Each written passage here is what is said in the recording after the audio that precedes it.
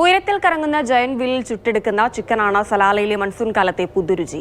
Kharif tourism സീസണിന്റെ ഭാഗമായാണ് സന്ദർശകർക്കായി കൂറ്റൻ ഷവായി ഒരുക്കിയത്. 1000-ഓളം ചിക്കനുകളാണ് ഒരേ സമയം ഇങ്ങനെ ചുട്ടെടുക്കുന്നത്. ഈ കാഴ്ച ദൂരെ നിന്നും കാണുമ്പോൾ കുട്ടികൾക്കുള്ള ഏതോ പുതിയ റെയ്ഡാണെന്ന് തോന്നിപ്പോകും. അടുത്തെത്തുമ്പോഴാണ് ചിക്കൻ ചുട്ടെടുക്കുന്നതിന്റെ കൊതിപ്പിക്കുന്ന മണവും രുചിയും നമ്മളെ ആകർഷിക്കുക. ഇങ്ങനെ വട്ടത്തിൽ നിരത്തി വെച്ചിരിക്കുന്നതെല്ലാം ഫുൾ ചിക്കനുകൾ.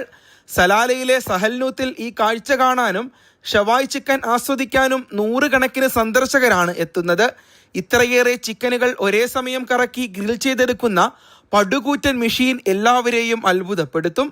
ഒരേ സമയം 1000-ഓളം ചിക്കനുകളാണ് ഇങ്ങനെ വട്ടം കറക്കി ചുട്ടെടുക്കുന്നത്.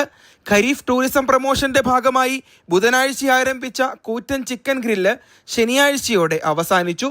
തുടർച്ചയായി 3-ാമത്തെ വർഷമാണ് വ്യത്യസ്തമായ ഖരീഫ് പ്രമോഷനുമായി പ്രമുഖ ഒമാനിയൻ വ്ലോഗർ അഹമ്മദ് അൽ സൈദി സലാലയിൽ എത്തുന്നത്.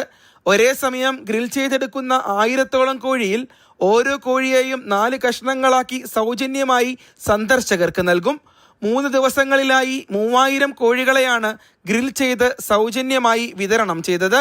വലിയ കമ്പനികളുടെ സഹായത്താലാണ് ഇതിനുള്ള ചിലവ് ഇദ്ദേഹം കണ്ടെത്തുന്നത്.